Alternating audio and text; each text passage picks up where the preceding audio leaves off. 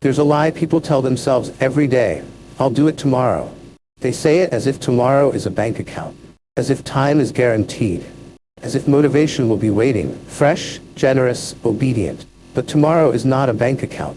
Tomorrow is a market, and markets change. When you delay today's work, you don't just delay progress. You create interest, but the kind that compounds against you. Stress compounds unfinished tasks, multiply confidence, erodes, and your identity shifts from builder to avoider. And the worst part? Procrastination feels like relief. But relief is not freedom. Relief is a short-term loan with a brutal repayment schedule. Today I'm going to show you the real reason people procrastinate and how to stop. Not with motivation, but with structure. Because you don't beat procrastination with willpower. You beat it with a system that makes action inevitable. Stay until the end, because I'll give you a tool I call the execution portfolio. 3 assets you invest in daily so your work compounds like capital. Let's begin. Welcome back to the podcast. Today's episode is Don't Put Off Today's Work Until Tomorrow. And I want to make this clear. This is not a productivity pep talk. This is a strategy episode, because procrastination isn't a personality flaw. It's a risk management error. People procrastinate for one core reason. They're trying to avoid emotional volatility. They avoid the discomfort of starting, being judged, failing, not being perfect, not knowing the outcome. So they delay. But delaying is not neutral. Delaying is a position you hold, and it has consequences. In finance, if you hold a bad position long enough, it becomes expensive. Same with life. When you procrastinate, you're making a trade. You trade long-term freedom for short-term comfort. That's it. And like many bad trades, it feels good at first. Then it quietly destroys your future flexibility. Because your future self becomes forced. Forced to rush. Forced to accept lower quality. Forced to apologize. Forced to miss opportunities. And in markets and life, being forced is weakness. So today we're building something better. A system where you are not forced. A system where you move first. Here's the roadmap for this episode. The real causes of procrastination: it's not laziness. The difference between planning and avoidance. The 3 types of work you must do today, or it compounds into chaos. The Soros-style execution principles. Fallibility. You don't need certainty to act. Reflexivity. Identity shapes behavior. Optionality. Small actions buy future freedom. The 5-minute start protocol. How to begin when you don't feel like it. The execution portfolio. The daily structure that compounds results. A closing rule: how to make tomorrow your ally instead of your excuse. And I'll keep it practical, meaning you'll have exact scripts and routines, not vague inspiration. Let me tease a concept that will change how you see procrastination. There are 2 tomorrows. The good tomorrow you build by doing a small amount today. And the bad tomorrow you create by postponing, where tasks pile up and you feel trapped. Most people live in the bad tomorrow and don't know why. In a few minutes, I'll show you how to switch, using one simple daily rule. Alright, in part 2, we start with the foundation.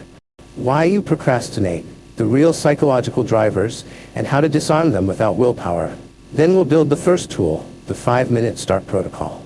Let's go. Let's start with the truth that removes shame. Procrastination is not laziness. Procrastination is emotional risk management. You are not avoiding the task. You are avoiding the feeling the task triggers. And once you understand that, you stop trying to motivate yourself, and you start designing systems that reduce emotional volatility. That is exactly how professionals operate in markets. They don't ask, do I feel like executing?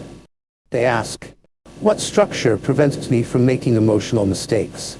So let's unpack the real causes of procrastination. And then I'll give you a protocol that works even when motivation is 0. 1. Fear of uncertainty. Starting creates uncertainty. What if I can't do it? What if it's harder than I think? What if I waste time? So your brain delays, but uncertainty doesn't disappear. It only grows interest. 2. Fear of judgment. You imagine someone evaluating your work. Boss, client, audience, even your future self. So you delay to protect identity. This is reflexivity. Your belief, I must look competent, changes behavior. Avoidance, which changes outcome. Underperformance, which reinforces the belief, see, I'm not good enough. 3. Perfectionism. Perfectionism is procrastination wearing a nice suit. It says, if I can't do it perfectly, I won't begin. But perfection is a way to avoid vulnerability. 4. Task ambiguity. When a task is vague, it feels heavy. Your brain doesn't know where to start, so it avoids. Ambiguity is friction. 5. Low immediate reward. Your brain prefers tasks with quick dopamine. Important work often has delayed payoff, so you drift to scrolling, reorganizing, research, or minor busy work. That's not productivity. That's avoidance disguised as effort. Here's the trap high-performing people fall into. They don't procrastinate by doing nothing. They procrastinate by doing planning theater. New to-do lists, new apps, new notebooks, reorganizing folders, reading one more article, preparing. Preparation can be real, but preparation becomes avoidance when it delays the first real action. So here's the test. If you plan for 30 minutes but create nothing, you are avoiding. Markets don't reward planning. They reward execution. Your life is the same. Procrastination is mostly about the start. Once you start, the task becomes clearer. Momentum appears. So the real goal is not to finish everything. The goal is make starting cheap. In finance, when transaction costs are low, you trade more efficiently. In life, when start costs are low, you execute more consistently. So we need a protocol that lowers start cost. That's the 5-minute start protocol. This is a system, not a mood. When you feel resistance, do this. Step 1. Name the fear. 10 seconds. Say out loud, I'm resisting because I feel. Examples. I'm resisting because I don't know where to start. I'm resisting because I might fail. I'm resisting because it won't be perfect. Naming reduces the fog. Step 2. Define the smallest visible output. 30 seconds. Ask, what is the smallest thing I could produce that counts as progress? Not finish the project. A tiny output. Examples. Write the first paragraph, open the document, and title it Outline, 5 bullet points. Draft the email subject line. Create the first slide header. List the 3 next actions. Step 3. Time box. 5 minutes. Set a timer. 5 minutes is important. It's short enough that your brain stops panicking. It's long enough to create momentum. Step 4. Only do the start action. No multitasking. No optimization. Your job is to enter the work. Step 5. The continuation rule, decision point. After 5 minutes, you choose one of 3 options. A. Continue for another 10 to 25 minutes. B. Stop, but schedule the next 5-minute start. C. If truly blocked, rewrite the task into a smaller first action. The win is not, I finished. The win is I started. Because starting repeatedly builds identity, and identity compounds. Task. Make a YouTube podcast episode. Too big, too vague. Start action. Write a title plus 7 bullet points for the episode. Timer. 5 minutes. You can always do 7 bullet points. That's what cheap start looks like. Here's the mindset shift. In markets, if you wait for certainty, you miss the move. In life, if you wait for motivation, you miss the compounding. The professional stance is act with incomplete information. Adjust as you learn. That is fallibility applied to productivity. You're allowed to be wrong about your first attempt. You're allowed to revise, but you're not allowed to delay forever. Because delaying is how opportunities decay. In part 3, we'll go deeper. I'll show you the 3 types of work that must be done today, or they compound into chaos. Maintenance work keeps your system from collapsing. Growth work builds your future leverage. Courage work, the uncomfortable tasks that unlock everything. Then I'll give you the core tool of this episode, the execution portfolio. 3 daily investments that compound results like capital. Soft whoosh. Reply okay part 2 and I'll write part 3. The 3 types of today work plus the execution portfolio. Daily structure. Calendar page flips. A soft check sound. Music becomes structured and steady. Now we turn this from psychology into strategy. Because telling yourself don't procrastinate is like telling a trader don't be emotional. It's useless. You need a portfolio. A structure that allocates your time the way professionals allocate capital. So here's the idea. Every day you wake up with a limited amount of attention and energy. That is your capital. And like any capital, it should be allocated across different asset classes. Because different types of work create different types of return. If you only do urgent work, you survive. If you only do growth work, you drift. If you avoid courage work, you stagnate. So I'm going to give you the 3 types of today work and then the execution portfolio that makes action inevitable. 1. Maintenance work. Protects stability. Maintenance work is what prevents your life from becoming fragile. It includes emails that must be answered, bills and admin, health basics, sleep, movement, food, cleaning up small messes before they become crises, keeping promises, closing loops. Maintenance work is not glamorous, but it prevents interest from compounding against you. In finance, you pay down high-interest debt first. In life, you pay down open loops first, because open loops tax your mind. Principle: if maintenance work is ignored, tomorrow becomes expensive. 2. Growth work creates future leverage. Growth work is what builds your future capacity. It includes skill building, deep work on important projects, writing, building, creating learning that has a clear application, investing in systems and assets. Growth work is rarely urgent. That's why people procrastinate it. But growth work is where your future freedom comes from. If you keep delaying growth work, you create a life where your income and opportunities plateau. Principle: growth work compounds quietly, like long-term investing. 3. Courage work unlocks optionality. Courage work is the work you avoid because it has emotional volatility. It includes starting the hard project, making the uncomfortable call, asking for the raise, pitching the client, shipping the draft, publishing, saying no, ending something that no longer works. Courage work is where optionality is created, because the avoided task is often the door. The procrastination is simply refusing to open the door. Principle: courage work has the highest return, but the highest emotional cost to start. So we make starting cheap. Procrastination is what happens when you overweight comfort. You allocate too much time to easy tasks, consumption, preparation, dopamine activities, and you underallocate to growth work, courage work. That's a portfolio imbalance. So the fix is not motivation. The fix is rebalancing. Professionals rebalance portfolios. You must rebalance your day. That's the execution portfolio. Here's the structure I want you to adopt. Every day you invest in 3 assets. Asset A, stability block, maintenance. 10 to 30 minutes to close loops. Clear the most painful small tasks, respond to key messages, set the environment, desk, files, next steps. This block prevents tomorrow's chaos. Asset B, compounding block, growth. 30 to 90 minutes of deep work on one high-leverage project. No multitasking, no phone, one outcome.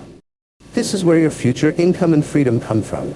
Asset C, optionality block, courage. 5 to 20 minutes on the one avoided task. Not the whole thing, just the start. This block is small on purpose, because courage work doesn't need to be long to be effective. It only needs to be started consistently. The daily rule, the one that changes everything. Host: here's the rule. You cannot finish the day without touching your courage block. Even 5 minutes. Because touching the avoided task daily changes your identity, and identity changes behavior, and behavior changes outcomes. Reflexivity again, but now in your favor. Traders ask, what position matters most to my risk? You ask, what task matters most to my future? Choose your one thing with this filter. The one thing filter. If I complete only one meaningful action today, what would reduce stress the most? Maintenance. What would grow my future the most? Growth. What would unlock options and reduce fear? Courage. Then decide the order. Do courage first when possible. Do maintenance early to reduce noise. Do growth when your brain is strongest. This is not rigid, it's strategic. Some days are chaos. On those days, you still invest, but smaller. Here's your minimum viable day. 10 minutes maintenance, 20 minutes growth, 5 minutes courage. That's 35 minutes. Even on a bad day, you can do 35 minutes. And those 35 minutes protect your identity. Because the real danger of procrastination is not one lost day. It's the identity shift. I'm the type of person who delays. We are going to protect against that. In part 4, we'll install the final system, the 2 tomorrows rule, good tomorrow versus bad tomorrow. How to design your environment to reduce start cost, how to use deadlines without panic, and the execution rituals that make action automatic. Then in the final part, we'll summarize everything into a one-page checklist and a powerful close. Now we install the mechanism. Because here's what most people misunderstand. Procrastination is not defeated in the moment of temptation. It's defeated before the moment, by design. Professionals don't wait for discipline. They design systems that reduce emotional decision-making. And the most powerful design tool is this. You must have a rule for tomorrow, not a hope. A rule. So let's begin with the concept I teased. the 2 tomorrows. Every time you postpone work, you choose between 2 tomorrows, the good tomorrow. You do a small piece today, tomorrow feels lighter, you have momentum, you have clarity, you have confidence. The bad tomorrow, you postpone today, tomorrow arrives heavier. Tasks pile up, you feel behind, you rush, quality drops, stress rises. Most people live in the bad tomorrow without realizing they built it, one delay at a time. So here's the rule. Never send a task into tomorrow without paying a deposit today.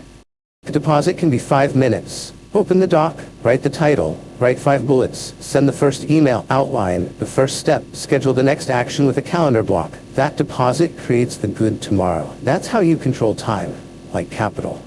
Let's make it real. Example, I'll edit the video tomorrow. Deposit today. Create the folder, import files, label the timeline, write the intro hook, lines 5 to 10 minutes. Tomorrow begins with momentum, not resistance. Example, I'll start the project proposal tomorrow. Deposit today. Write the headline. Write 3 outcomes, list 3 risks, 5 minutes. Example, I'll study tomorrow. Deposit today. Open the chapter. Write 3 questions you must answer, 5 minutes. This is how you stop tomorrow from becoming a landfill. Now, the biggest secret of execution. You don't rise to your goals. You fall to your environment. So if you want consistent action, design the environment to make starting cheap. Here are the 3 levers. Lever 1. Remove friction. Friction is anything that makes starting annoying. Messy desk, unclear files, too many tabs, no clear next step, phone within reach, notifications. Your job is to reduce friction before the work session. Professionals do this automatically. They prepare the environment so the action is obvious. Lever 2. Reduce temptation. Temptation is not bad. It's simply a competitor for attention. So we treat temptation like risk exposure. Phone face down or in another room, blockers if needed. 1 screen, 1 task, avoid infinite feed. Apps before work. Because if you allow the market of dopamine to bid for your attention, it will win. Lever 3. Make the next action visible. This is the most important. Every work session should end with the next action written clearly. Not continue project, but write 5 bullets for section 2, edit first 3 minutes, send email draft, solve problem 1. Ambiguity creates procrastination. Clarity creates motion. We're going to build 3 rituals. Not because rituals are cute, because rituals reduce decision-making. Ritual 1, the start ritual, 60 cents. Before you begin, phone away. Open only the tools you need. Write the smallest visible output. Start timer, 5 minutes. This ritual tells your brain, we are not negotiating. Ritual 2, the mid-session reset, 30 seconds. When you drift, stop, take 1 breath. Ask, what is the next physical action? Do it. This prevents small distractions from becoming abandonment. Ritual 3. The end 30 seconds. Before you stop, write the next action. Clearly, set a calendar block if needed. Tidy the workspace for 30 seconds. This makes tomorrow's start cheap. This is how you compound execution. Deadlines can be useful or destructive. The mistake is relying on panic as fuel. Panic creates speed, but it destroys quality and sustainability. Professionals use deadlines like this. Break the work into deliverables. Deliver something earlier than necessary. Revise with calmness. So your rule becomes, ship a rough version early, refine later. Perfectionism dies when you ship. And shipping is what produces results. In Part 5 Final, we'll assemble everything into a 1-page system you can screenshot. The 5-minute start protocol, the execution portfolio, the 2 tomorrows deposit rule, the environment levers, and the execution rituals. Then I'll give you a closing message that reframes procrastination in 1 sentence, so you don't forget it. Now we close this the right way. Not with inspiration, with a system. Because procrastination is not defeated by a dramatic moment. It's defeated by the quiet habit of paying a small deposit today, so tomorrow becomes lighter. And remember the key principle. Your time is capital. If you misallocate it, you don't just lose hours, you lose optionality. So here is the full 1-page system you can screenshot and apply immediately. The Do It Today system, order of operations.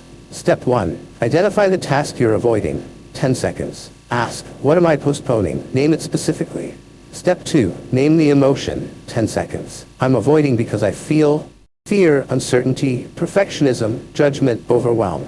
Step 3. Make the start cheap. 30 seconds. Define the smallest visible output. Title 5 bullets, first paragraph, first slide header, first email, draft, one tiny decision. Step 4. Run the 5-minute start protocol, 5 minutes. Set timer. Do only the start action. No optimization, no multitasking. Step 5. Choose the continuation rule after 5 minutes. A. Continue 10 to 25 minutes. B. Stop, but schedule the next 5-minute start. C. If blocked, shrink the first action further. Win condition. You started. The execution portfolio. Daily allocation. Every day, invest in 3 assets. Asset A. Stability maintenance. 10 to 30 min. Close loops. Clear small messes. Reduce noise. Asset B. Compounding growth. 30 to 90 min. 1 deep work block on your highest leverage project. Asset C. Optionality. Courage. 5 to 20 min. Touch the avoided task daily, even briefly. Non-negotiable. Courage block happens every day. The 2 tomorrows. Deposit rule. Never send a task into tomorrow without paying a deposit today. Deposit examples. 5 minutes. Open the doc and write the title outline. 5 bullets. Send the first message. Define the next action. Schedule the next block. This turns tomorrow from a threat into an ally. Environment design. Reduce start cost. Before work, photo A, 1 screen, 1 task, clear. Next action, written visibly. Remove friction, files ready, tabs closed. Execution rituals. 60 sec. Photo A, next output, timer. Mid reset, next physical action, do it. End ritual. Write next action, tidy, 30 sec. Let me give you the most important sentence in this episode. Procrastination is a decision to make your future self pay interest. When you delay, you don't avoid work. You move it forward with added stress. So instead, you pay a deposit today. 5 minutes. That's all. You're not trying to win the whole war today. You're trying to prevent tomorrow from becoming expensive. That's professional thinking. Don't put off today's work until tomorrow. Not because it's morally wrong, but because it makes you weak. It makes you forced. It makes you reactive. And wealth, whether financial wealth or personal freedom, belongs to people who are not forced. So here's your assignment. Tonight, choose 1 avoided task. Pay a 5-minute deposit. Tomorrow morning, your future self will feel the difference.